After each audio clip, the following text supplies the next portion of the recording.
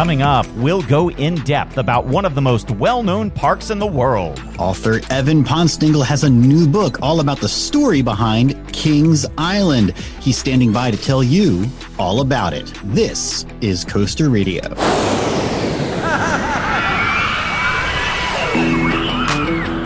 Welcome to the original Theme Park Podcast. This is your announcer, Neil Patrick Harris. Podcasting from our glass-enclosed studios in Washington, D.C., this is CoasterRadio.com. Here are your hosts, Mike Collins and E.B. Hi, everybody, and welcome to the original Theme Park Podcast. You are listening to CoasterRadio.com. My name is Mike. I am here with my friend E.B., ready for another episode of a podcast about theme parks and thrill rides. That's right, Mike. We have a really fun episode for you guys tonight. This is going to be a very, very nerdy episode of CoasterRadio.com. Yeah. I think we've got the news at the top, but at the second part of the show, we are talking to a true blue coaster boy who wrote a book about Kings Island. So we get kind of in depth, not only with the process of writing the book, but then also the stories of Kings Island's history. It's a really, really fun interview coming up, guys. Yeah, and they sent us an early review copy of it, so it's actually the PDF. And EB, I haven't been able to put it down. It's so good. And what's really great is that Kings Island isn't even my home park. It's a park I've been to once, but it's so awesome to read about how the park was conceived and all the different ideas. And my favorite thing about the book are all the stories of what could have been. That's really awesome because I always like to think about the path not taken, and there's so many with Kings Island. So it's a fantastic book. So good, so good. Well, and it also gets into King's Dominion. There's a little bit of King's Dominion. Yeah. There's a little bit about overall how Paramount came in and took over so many different parks and what that had an effect not only on Kings Island but so many other parks.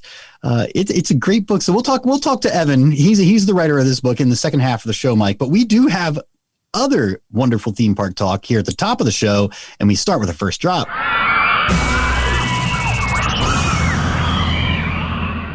Yeah, and most times, EB, the first drop is reserved for like a really great news story, like some type of breaking news or something. I like what you wrote here for the first drop in the rundown. Yeah, not tonight, because all we have on the rundown, it says, let's gush about Jurassic World, the ride at Universal Studios. Okay, let's gush. And I know that you talked about it on Theme Park News from Coaster Radio on Monday this week, but I wanted this at the top of the show because for the first time in a long time, there's like videos being shot of the update to Jurassic Park, the ride out at Universal Studios Hollywood.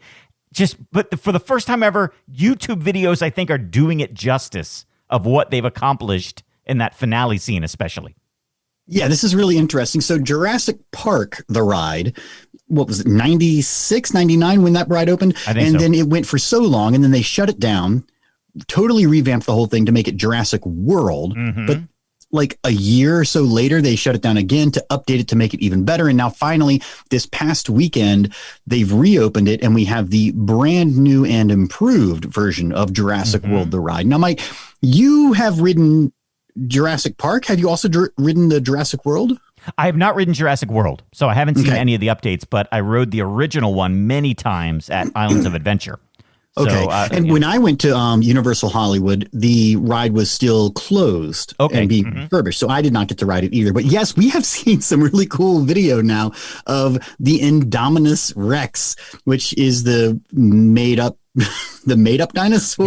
Yes. That is even bigger than a T-Rex. Yeah, I guess it's like I guess Dr. Henry Wu put all the dinosaurs together, including a raptor. And made the ultimate, made a super dinosaur. Yeah, the ultimate predator. And so they've changed the ride a little bit just to add Jurassic World elements. So the first scene you go through is the big underwater dinosaur, that eats the shark. We talked about hitting the glass, right? Yeah, and it's the glass as you're going through the underwater aquarium, so that's cool, and water sprays at you and stuff. Then it goes through the rest of the ride. You see some baby dinosaurs. It's very cute. But then, just like in the original Jurassic Park ride, a dinosaur comes out of the water, sends you going into the wrong direction, and you end up in an area of the park where all hell is breaking loose. Some raptors have escaped, and I guess the Indominus Rex has escaped. And so this is where you see some new stuff, In fact, as you get ready to approach the lift to head to the top of the ride, there's actually the Indominus Rex head that I think was part of the new ride, like the ride that they first opened. Right. So they had like a smaller version of the Indominus Rex. I guess it was supposed to be far away, so it was a smaller head. Yeah. And now they've moved that to a different part of the ride so that it didn't go to waste, I guess. Yeah.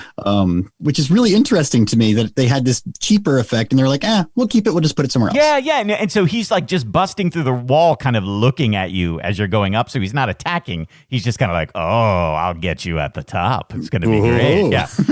Yeah, but you know, the Indominus Rex talks like that. Yeah, hey guys, I'll chomp you later. Just why don't you ride to the top and I'll take care of you up there. So yeah, that's basically what he was saying. But it's some cool effects. There's like some of the spitting.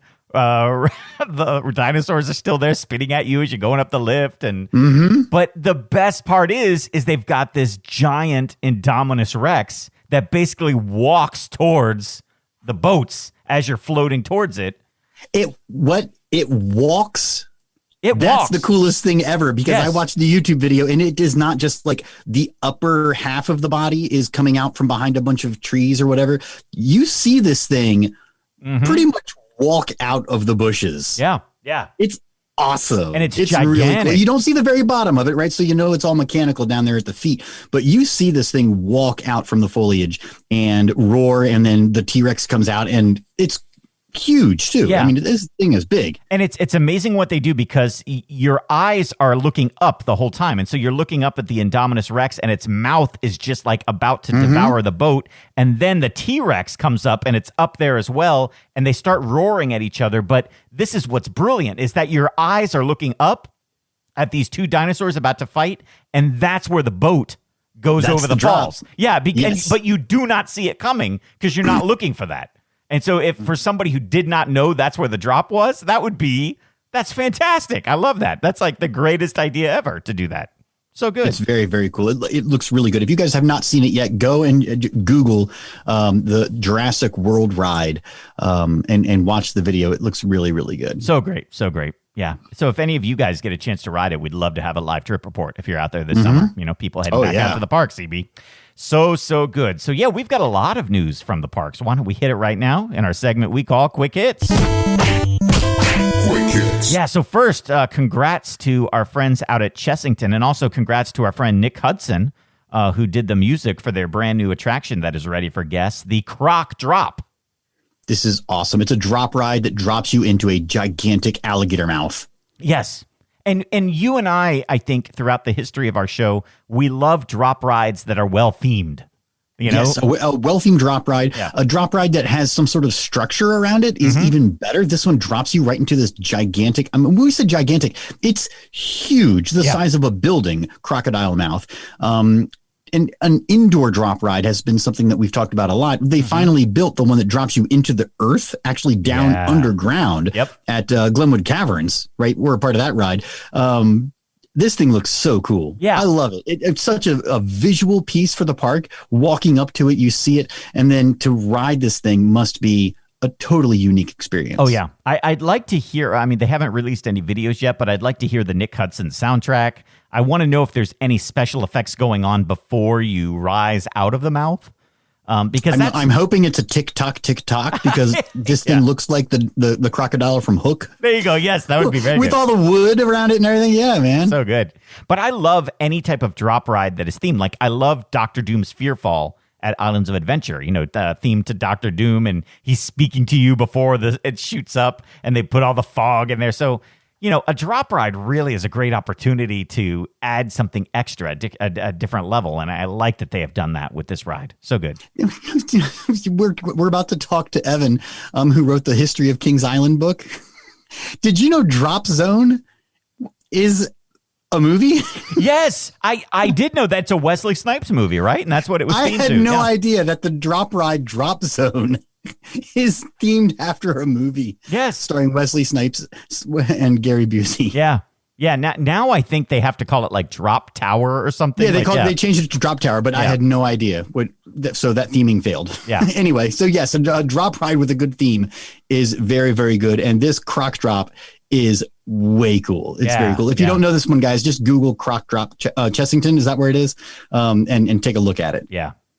So if you live in Thailand or you're going to visit Thailand soon, here's a cool idea. Columbia Pictures is actually going to take over a pre-existing water park, EB, a water park that's already built, but they're going to overlay themes on all of the water rides based on their movies. So we're going to have attractions inspired by Ghostbusters, Jumanji, Men in Black, and a couple of other things. But it's going to happen by October because they're basically just doing it at a park that already is open. What? Yeah. Yeah. So there's a water park in Thailand called Aquaverse.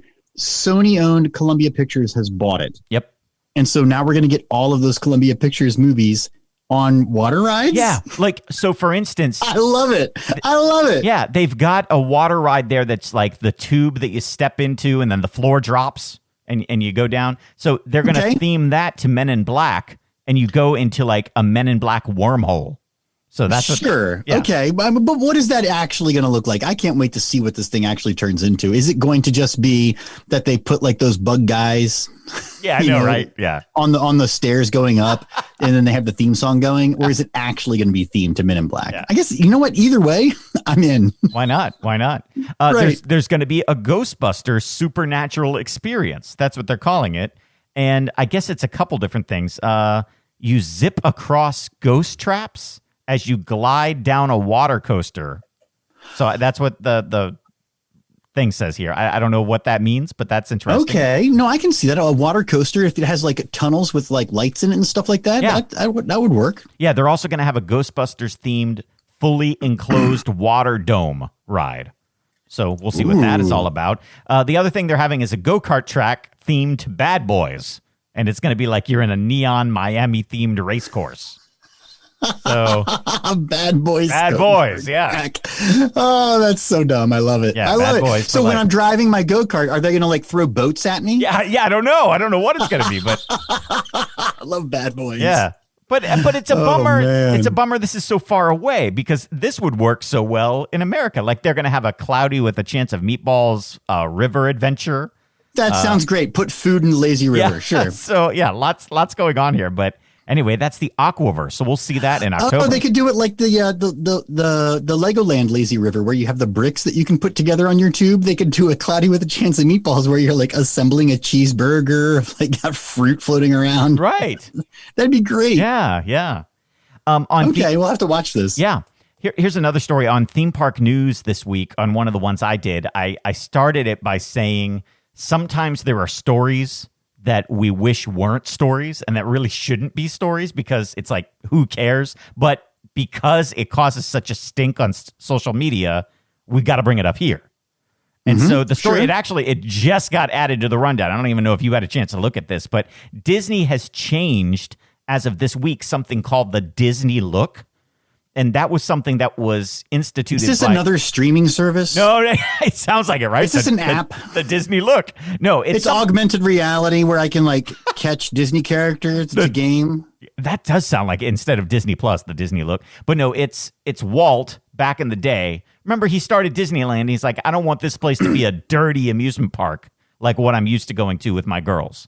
And so, like, he wanted to be nice and clean cut. Yeah, he was always worried about the carnies, like the dudes with the long hair and the ponytails and stuff. He didn't want the hippies were running his park, so he instituted the Disney Look, like, hey, short hair for guys and no visible tattoos and no smoking and only, one pair of earrings for the girls. Well, that's the way it's been for so long, and that's all. That was all great, but now there are changes coming to that, and I guess let me go through this. This is an article in Forbes. We've talked about this before, right? I mean, this has been something ongoing with other parks as well, where it's like they're allowing dreadlocks and that sort of thing. But Disney has been especially strict over the years. Yeah. So what basically is Josh D'Amaro, he's got the longest title I've ever heard, Disney Parks Experiences and Products Chairman. Sure. He says that the company is now going to offer greater flexibility when it comes to gender-inclusive hairstyles, jewelry, nail styles, and costume choices, and appropriate visible tattoos. Gender inclusive. So we're including more genders. Is that what that means? Yeah, well, I guess he's saying, that, hey, gender inclusive is an interesting phrase. Appropriate tattoos is an interesting phrase too. That is what does that mean? If you've got the tattoo of the fairy, if you've got Tinkerbell on your bicep, that's fine. But no, that other thing, no, that's not okay. That's a good point. What does appropriate visible tattoo mean? Well, it depends on what Tinkerbell's doing. Yeah, I guess so. Yeah. And every listener's imagination just went wild. There you go. Well, the cast members will be allowed to have tattoos below the neck that are limited in size, and girls can now have 2 small earrings in their ear instead of just 1. Hooray. Multiple piercings kicks you out of being a Disney staff member. Yeah. Okay, that's fine. So anyway, I mean, Yeah, it's really interesting when you hear something like that, and it's like, what? It hasn't changed already? Yes, that's what I'm surprised. Now? Yes, that we're in 2021 and we're talking about this now. That's why when I saw it, I was like, big deal. This should have happened 20 years ago. Yeah, you would think they would change that policy quietly, not publish it out in magazines and tell people. It's one of those things. That's actually a good thing. Why does Disney even need to come out and say, hey, we're doing it? Why not just do it? Just do it, because it sounds bad if it's like, well, now you can have 2 earrings, girls. Yeah, exactly. Like, what? So I don't know. It's just another thing for people to get pissed off. Absolutely. People get pissed off on social media, man. That's what it's all about. Let's get upset. All right, so one last one here. Hey, this is a happy birthday one. I'd like you to talk about this because you've been on this ride, but I have not. The Screamin' Eagle at Six Flags St. Louis is 45 years old this week. Screamin' Eagle is the greatest ride at Six Flags St. Louis. That is the ride that makes that park worth visiting, Mike. Absolutely. Yeah, really? It's that good? Yes, it's a great old wooden roller coaster. It is flying out of your seat. It is I shouldn't say on par, but it is up there with Phoenix. Nice. I would put this in my top 5 wooden roller coasters. Wow. All right. Yeah, I remember going to Silver Dollar City and driving by Six Flags St. Louis and wishing I could have stopped. It looked great off in the distance. You could stop at Six Flags St. Louis and then just go to the back of the park and ride Screamin' Eagle. And I would say you did a good job. That would be it. Yeah, Six Flags St. Louis. That's the reason to go. I love old wooden roller coasters like that, man. So good. It's good, man. It's good. It's fast. It's got good hills. It takes you out of your seat. Yes, absolutely. Yeah. And it's hard to find a wooden roller coaster that is that old, that hasn't been RMC'd or something else happening to it. So the wind is still any good, right? Because they're all rickety and horrible. Exactly. So that's great. Hey, one other thing I wanted to talk about. I meant to talk about it when we were talking about Josh D'Amaro from Disney Parks. We mentioned it briefly on Theme Park News, but the whole thing that happened last week about the lightsaber, we didn't get to talk about it here on the podcast at all because it happened after we recorded. But for those of you who don't know, there was some type of online press conference about Avengers Campus at California Adventure. And Josh D'Amaro was up there and he's, talking with, who is it? Kevin Feige? Yeah. About, from Marvel, about all that stuff. And then at the end, he's saying his goodbyes and then he holds up what looks like a wooden box and he presses a button and the lightsaber emerges. And he says, by the way, it's real. And then it all fades to black and that's it. And nobody got a screen capture. Nobody was recording this thing. And supposedly, I guess the deal was if you attend this online press conference, you're not allowed to do a screen grab. And if you did put it out, that's no more media access for you from Disney. So that's why we didn't see it. But a lot of people who saw it said it looked like the real thing and it was not CGI. So right.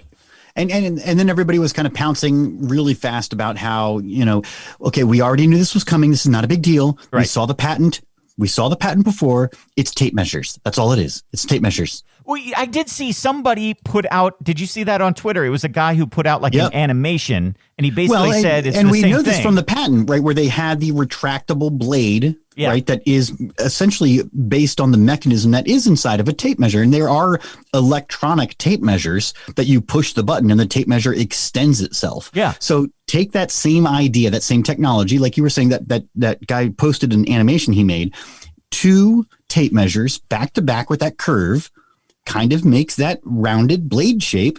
And then you put another one in the middle that's just this string of LED lights. Yeah. Well, that makes a lightsaber. Just have it extend really fast and retract really fast at the push of a button. It's perfect. That would be the key, though, to make it go really fast. Like, it can't come up like...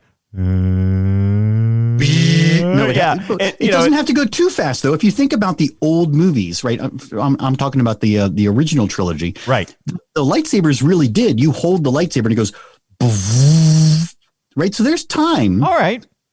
Right? It doesn't have to be instantaneous. It can pop out. 2 seconds? Sure. 1, 2. Yeah, that'd be enough. And then to come down. That's the key, though, because my problem with lightsabers in the past is that the blade is just out. And yes, it lights up. Like, there was a really cool one that was like $150 years ago that, like, you'd press the button and the light would, go up the tube, but the tube was always sitting there. So right. Yeah. And then and the toy ones that we've talked about where it's like telescoping and you kind of have to like flick it. Yes. Like those are not exactly what you want to have either. They're way too thick. They make a lot of noise. They don't look right. But this could be really cool. I would want to see it in the daylight, right? I think at night, this thing is going to look awesome. Oh, super badass. Yeah. But I wonder how it really looks like up close. I guess the question that you had on Theme Park News last Friday was, is this something that is just going to be in Star Wars Galactic Star Cruiser? Or is it going to be something they sell? Will you be able to buy this at Galaxy's Edge? Or is this something they're just going to keep like in the park? So it's like a park only experience. Right. It's something or it's something that only cast members are going to be having for one of those shows that as they go around they're having these lightsabers. But it seems to me like you could produce these and sell them for couple $100, people would buy them. Sure. Absolutely, they would. Oh, I bet you if you sold them for $1,000, people would buy them at first. There are people who do it. There are people who do it. There are crazy enough people who do it. I can't imagine being in that room deciding on the price point where it's like, well, guys, it costs about 42 cents to make these. What do we sell them for? 200, 500, 1,000? Sure. Why not? Sure. People buy anything, man. Yep. Absolutely. Crazy. Well, we talked at the top of the show about our next guest, and this is very exciting because I didn't know this, but there isn't a book about Kings Island, but now there is. This is pretty great. Yeah, this is cool. So Evan Ponstingle has written a book with our friends over at Rivershore Creative. They're announcing their first ever history of Kings Island, America's beloved regional theme park, says the press release. It's called Kings Island, A Ride Through Time. It tells the story as shared by park officials who were there over the years. And you will hear directly from the various general managers, engineers, and others in the book, including the man responsible for dreaming up the wild, grand idea of the park itself, Gary Wachs. So now let's welcome to coasterradio.com, Evan. Evan, how you doing? Hi, EB. Hi, Mike. How are you guys doing? Very, very good. Great. Awesome. So we read in an interview that your motivation for writing a book about the history of Kings Island is that you wanted to read a book about the history of Kings Island and you couldn't find one. Is that right? Yeah, basically. So I actually work in merchandise at Kings Island. So okay. My 5th season, as it turns out. And I get a lot of questions all throughout the day from, guests traveling in and, they come in and out. One of the questions that I got the most was, do you sell any books about the history of Kings Island? And we didn't sell any, and nobody had even written one. A lot of Kings Island sister parks have history books. I know there's like a King's Dominion book. I think there's a Carowinds book. Cedar Point has like a million. Like I went up there. So this was like summer 2018 was when I was like getting this like all the time. I went up to Cedar Point for the first time in like a really long time, and their gift shops had so many. I mean, there's like 10 or 15 different books about the history of Cedar Point. There was none for Kings Island, and so I got that so much. I'm like, people really want this. And to tell you the truth, I really wanted this. I've lived in Mason since I was 4 years old. So I've been coming to Kings Island since I was 4 years old. And I was really interested in the park. I wanted to know all the inside stories on, how the park is developed and, why was this ride chosen for the park and, why was the location. And I wanted to learn more. And all the guests were asking me. So I thought, you know what? I'm definitely capable of doing this. Yeah. So I thought, I'm gonna give the guests what they want. So I ended up writing Kings Island: A Ride Through Time. And how much, you've been going to the park your whole life. How much did you already know of the history? Were there parts of the park's history that you were like, oh my gosh, that's a huge thing that I didn't even realize existed? Or was it more complicated? Or were you already an expert, or did you become an expert through the writing of this book? I was definitely not an expert. Like I pretty much knew like just what was on like really like Wikipedia, honestly, is like the only like main, source. So it's like there's so much unknowns about Kings Island's history. I think a lot of people are familiar with like, oh, the park has had 5 like we're on our 5th ownership, but like nobody really realizes like what that means. And like so I think that like that's really interesting aspect of like, what each owner has brought to the table, and then like actually like breaking it down, like what each general manager has brought to the table. Like that's just really, really interesting, and how the park has shifted based on all these people's different visions for what they want the park to be. I think that's like really interesting, and something that I really didn't really think about before I actually started writing the book. But yeah, I mean there really was that was another thing, was like there was like no resource, and like there's so many like variations of these stories, and it's really true. Is this just like somebody kind of thought that this was probably true? So it was definitely, that's one of the things that I'm proud about, is how the book turned out. Is like I was able to, I think, really get a streamlined narrative of the park's history that's easily accessible, easy to read, easy to understand. So well, the research that went into this book is incredible. You've really received a lot of praise, I think, from early reviews and from experts in the industry who know Kings Island.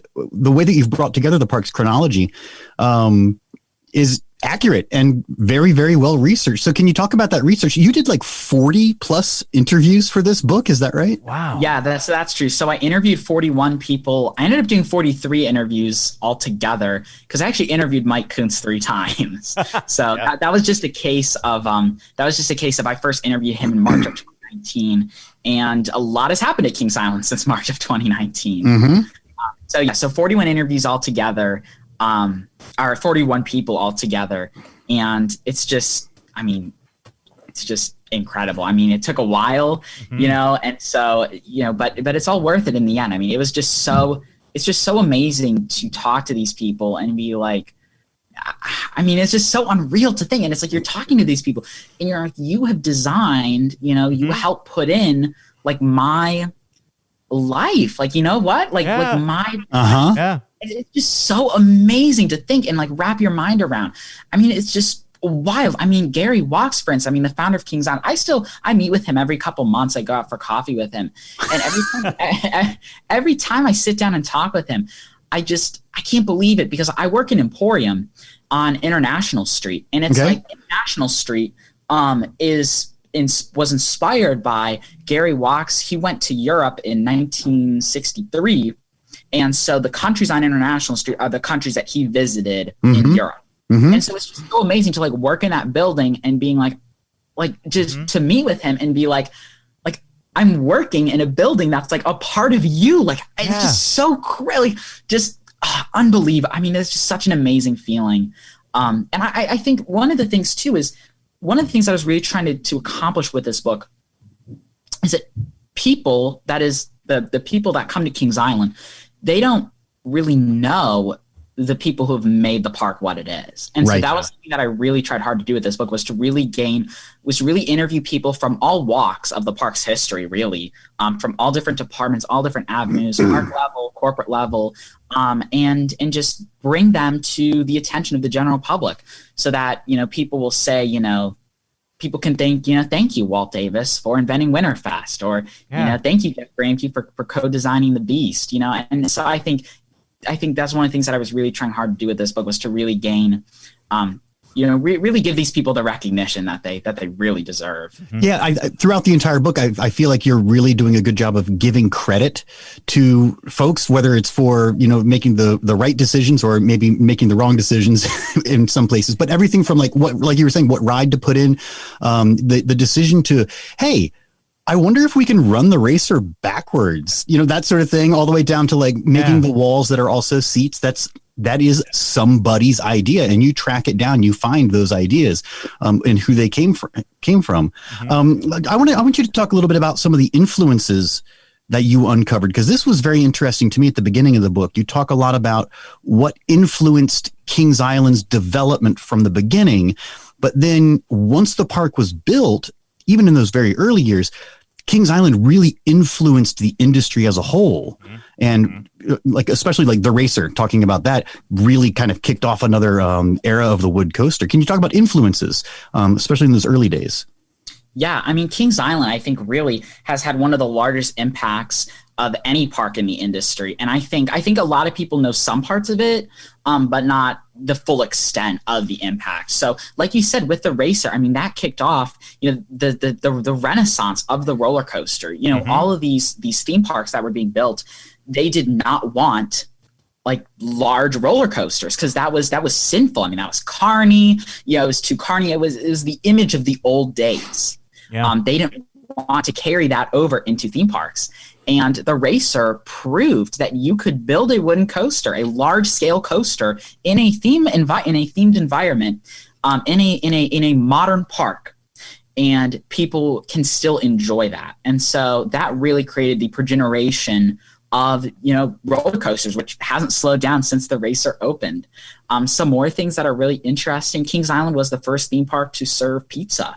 I thought that was. I loved it when you got to that part in the book, and I was like, "What? This was." There were so many moments reading the book where it was like, "I did not know that." Yeah, it really did reveal so much stuff, and it must have been so much fun for you to write that sort of thing. Oh my gosh, it was so much fun to write, and it was so much fun to like hear people talk about that and be like, "Oh my gosh, that's so crazy! I never thought about that." I mean, even Winterfest. Winterfest was a Kings Island invention. Like Kings Island was the first seasonal park to have a Christmas event. And I think that story in particular is one of my favorites in the book. And you've read the book. Walt Davis is for the listeners that haven't gotten the chance to read the book, Walt Davis was the director of park operations, had this crazy, I mean, sometimes in this book it's just so crazy because these visionaries really have just these ideas, and it's like, these are the craziest ideas, and then they end up working. In Winterfest, Walt Davis had this idea of, let's do a Christmas event at Kings Island. And a lot of people at the park were telling him, you don't know anything about amusement parks, this is never going to work, this is so stupid. And of course Winterfest opened and was a tremendous success, and was more than anybody at the park could ever dream of. And of course that led to the proliferation of Christmas events at parks all over America. Parks all over America. So it's just stuff like that that's like very obscure, but I think is so fascinating. And another one along those same lines, the Fun and Safety Guide. I mean, those are at that is the international standard of those safety signs outside of rides at amusement parks. Nobody knows that was invented at Kings Island. Nobody knows the name of the person who invented that. That was invented by Richard Fussner, and like, it's just a crazy story, and just so fascinating how these things that we take for granted at amusement parks all over the world, they started right here at Kings Island. I think that's just amazing. Wow. And it was a lot of these are just the ideas of one individual, and just that these visionary sparks just change the industry. I just think it's amazing. Just incredible. There's a lot of moments in the book where you talk about some park person, just walking through the park and then looking at something and saying, well, what if we did this? Like, okay. There is a lot of that, it seems like, which is really cool. And those things turned out to work out pretty well. One of our listeners asked us to have you talk about the safari at Kings Island, because that was really interesting and significant, but it just kind of came and went, didn't it? Yeah, it kind of did. I think the safari was one of those things that I think was a really good idea when it was concepted. Again, drive-through safaris were all the rage, so I think it was pretty natural. Kings Island has so much land. I think it was a pretty natural thing where it's like, oh, we'll partner with Lion Country Safari and we'll do a big safari section. Like, I think that made a lot of sense at the time, but it's just not so practical once you actually get down to it. And once you actually realize, oh my gosh, these animals, they're not cheap, especially exotic animals, and they cost so much money. And it's like, this is taking up so much land. I mean, the safari at Kings Island, when you factor in, because it's not just the path of a monorail. It's the path. You factor in these animals, they need shelters, to sleep in the winter. They need these huge preserves to wander around in. The safari was over 100 acres large. And so it's like, why not just cut our losses and we can just use that land for things that are, just for better things.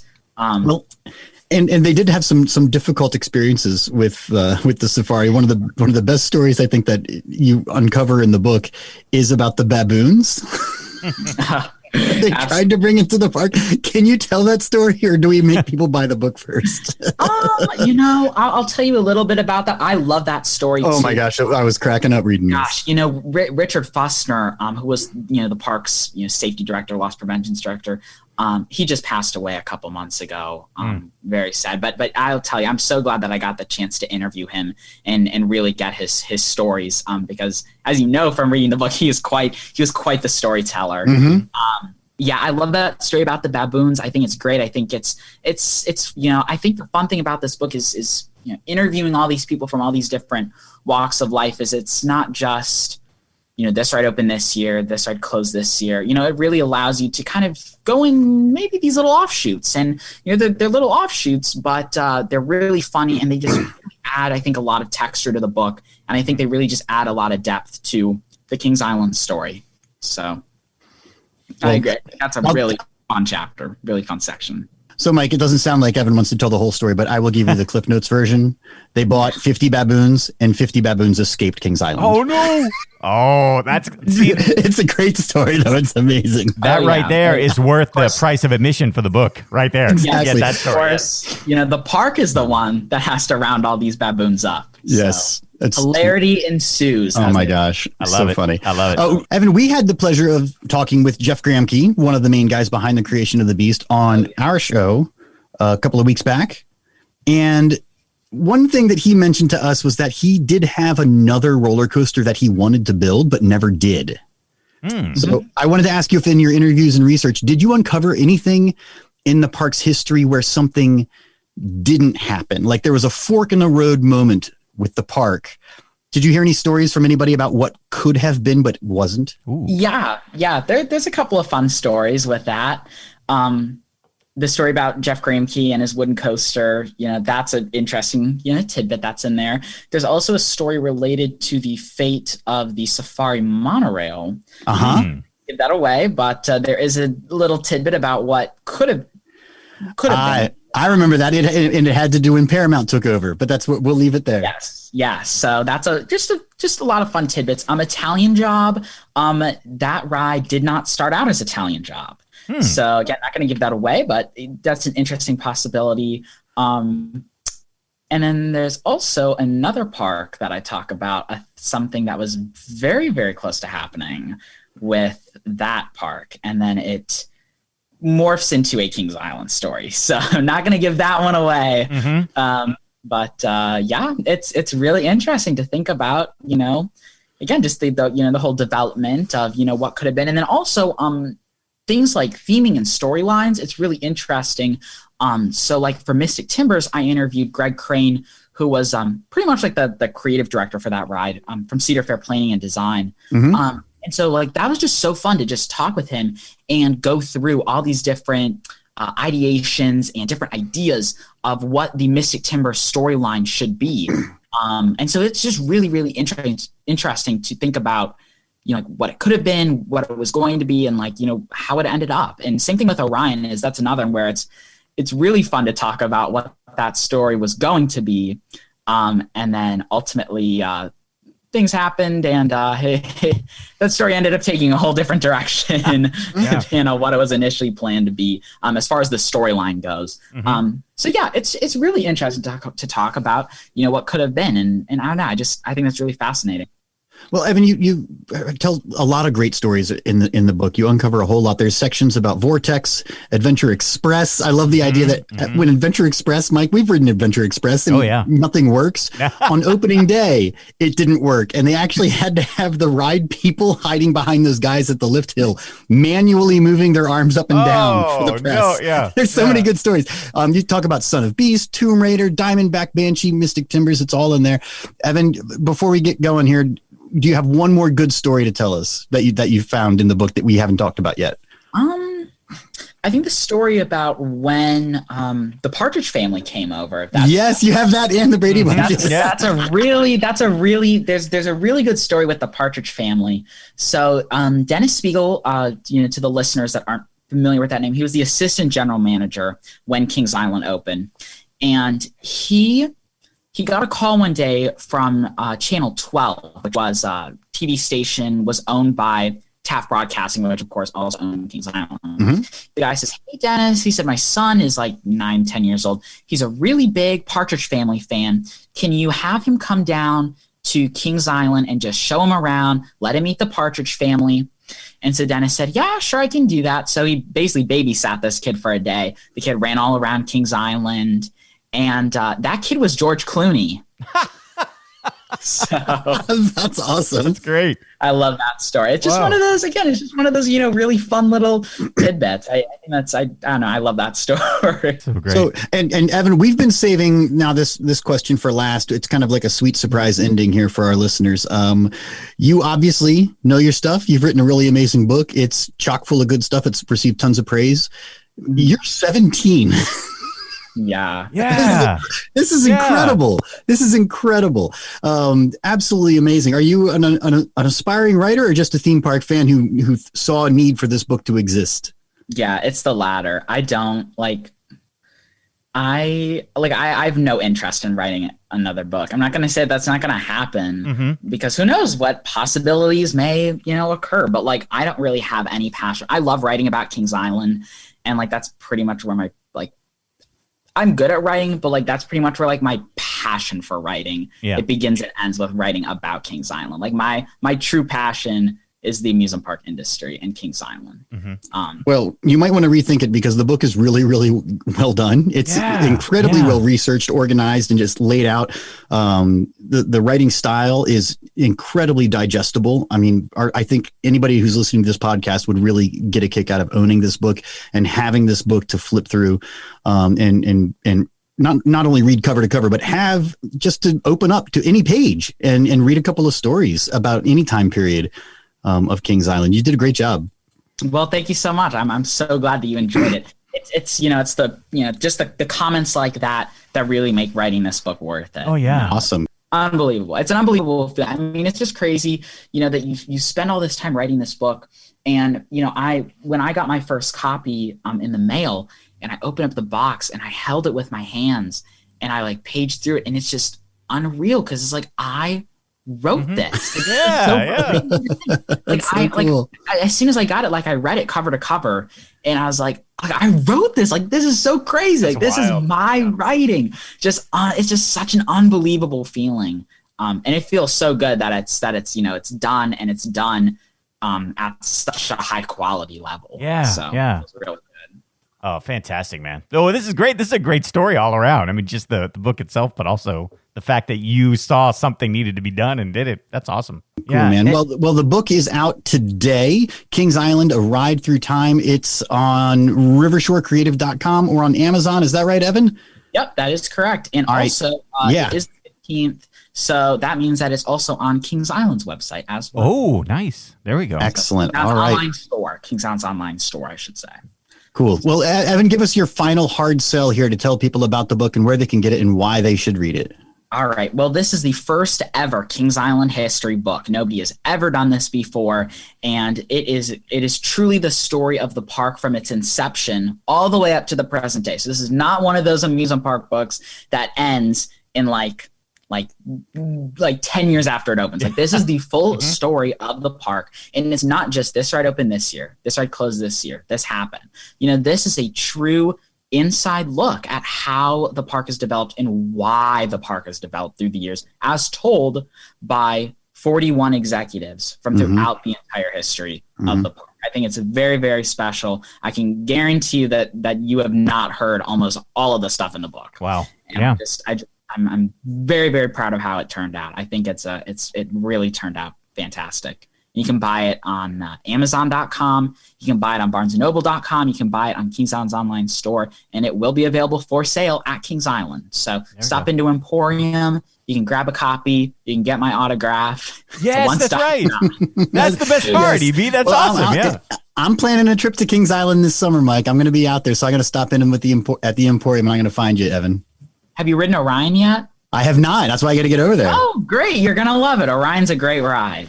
Awesome. Cool. Evan, thank you so much for joining us, and everybody out there, go find Kings Island, A Ride Through Time. Thanks, Evan. Yeah, it's my pleasure. Thanks so much for having me on. I'm glad you enjoyed the book. You know, EB, as you guys were talking, I was watching the chat room here at the Live Look, and for anybody who wants to ever join us, we're always doing the show live on Tuesday nights at live.coasterradio.com. We record it then, edit it, and then put it out on Thursday nights. But I was loving the reactions in the chat room. People were really interested in the book, and my favorite part is people who are like, I'm going to Amazon right now and ordering the book. Like, he really got people excited for it with all those great stories. Well, they should. I mean, the book is really cool. There's stuff in there that I was reading, and every few pages I would be like, oh my gosh, I had no idea. I didn't even know that there were two bats. Yes, right. Yeah. And the original bat was a prototype, and when they were trying to sell the bat as a prototype, it went upside down. Yes, right. I had no idea. So there's a lot of stuff like that throughout the entire book. It's really, really cool. So thank you again, Evan, for coming on the show. Yeah. And everybody go and find Kings Island, A Ride Through Time. Sounds great.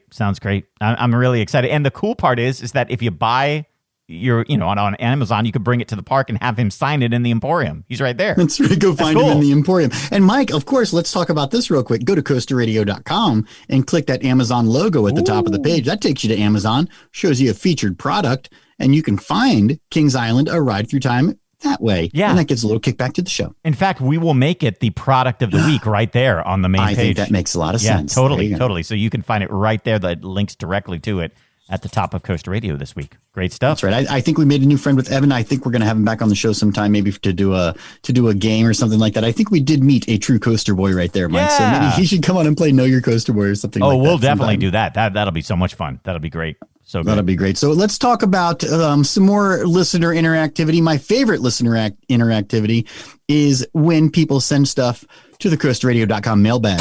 Here's the mail, it never fails. It makes me want to wag my tail. When it comes, I want to wail. Oh, yes, the mailbag. I love it. There it is. So coasterradio.com, P.O. Box 3399, Bloomington, Indiana, 47402. Mike, we've got this nice little padded envelope. Oh, nice. Open up for you. And the tradition of Coaster Radio, EB does not open it ahead of time. Could be a severed head. It's never not know. A severed head. It's way too small. Okay, good. All right. Okay. Hold on. It's a letter. Oh, and there's two very nice pins right here. Oh. Six Flags Great Adventure Opening Day 2021 pins. Can you see that? Oh, nice. Yes. Oh, I do see them. Yeah, very good. Mm-hmm. Hey, Mike and EB. Feels strange to write a letter. Does anyone do that anymore? LOL. I like the LOL in a printed letter. Yes, there you go.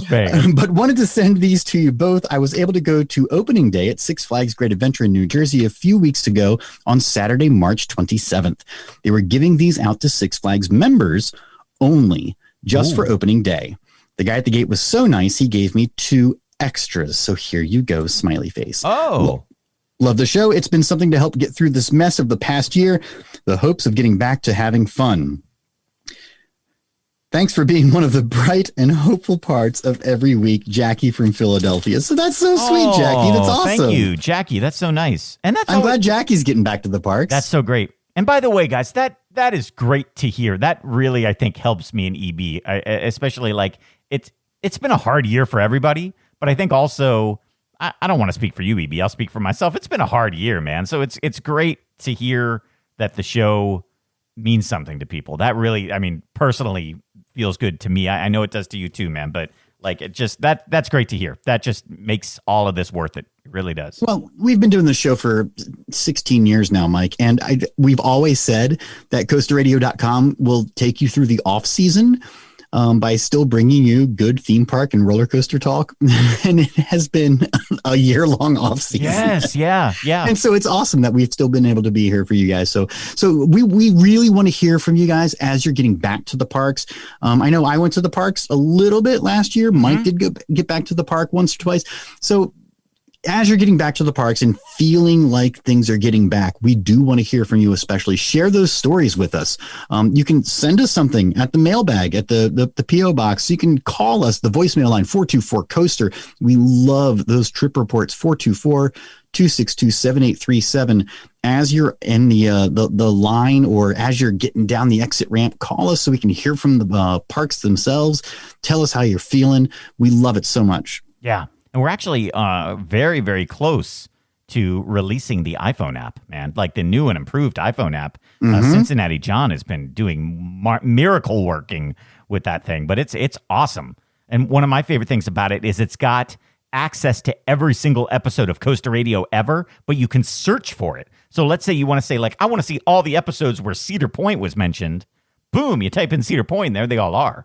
So cool stuff, man. It's great. It's great. Yeah, it's very, very cool. And everybody on the Discord, the coasterradio.com Discord, has access to the testing of that app. So if you're not on the Discord, you need to get on there. There's only one way to access the coasterradio.com Discord, and that is to be a supporter of the show at patreon.com/coasterradio. You can go to patreon.com/coasterradio and find out about perks, bonus content, and so much more at every pledge level. Mike, we do say thank you to the patrons at the $20 level. Yes, thank you to Alan Bergfield, Brian Cosson, Charlie and Jesse Brooks, Chris Rankin, our friends at Club Z, Colton from the theme park, Cynthia, Dan the T-shirt guy, David Sakala, David Jowanowicz, Grace, Gregory Delaney, John Brody, Josh Combs, and Jumbo Shrimp, and also all of these great people.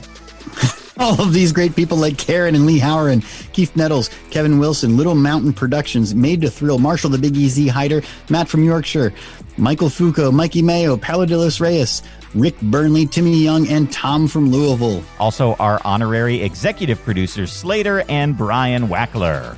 That's right, guys. We are so excited to get back to the parks. Listen, Mike, we are very close to announcing the dates of the coasterradio.com fall meetup. We are getting back to the parks, guys. I'm going to go to Kings Island. We already talked about that. I'm probably going to make it to Indiana Beach. I've already bought my tickets to go to Holiday World. I'm so excited to finally get to the parks. Mike, we have all got to get back to the parks, and it's happening. We're going to Florida this fall. Stay tuned for when that is going to happen. Yeah. Hey, I've got my first COVID shot appointment on Monday, man. It's good stuff. That's another step towards the freedom of the parks once again. So I'm looking forward to it, man. I got my one and done J&J plus some blood clots like 3 weeks ago. How are you feeling, EB? I heard that about the J&J and I was like, oh no, my friend EB, but you're all right. You're feeling good. Sure, I'll be fine. Yeah. You had it a long time ago, so I'm feeling you're all right, man. You're good. I think I'm all right. I think I'm all right. All right, good. We need you, EB. We need you. So, That's right. So we are getting back to the parks. We know you guys are getting back to the parks. We can't wait to continue to share this next season of fun with you guys. So us from coasterradio.com to all of you, we'll talk to you next week. Thanks for listening to the original Theme Park Podcast. For coasterradio.com, I'm Neil Patrick Harris. Peace out, suckers. CoasterRadio.com is a production of Lift Hill Media, LLC. The show is intended for private use only and may not be redistributed or broadcast without our express written permission.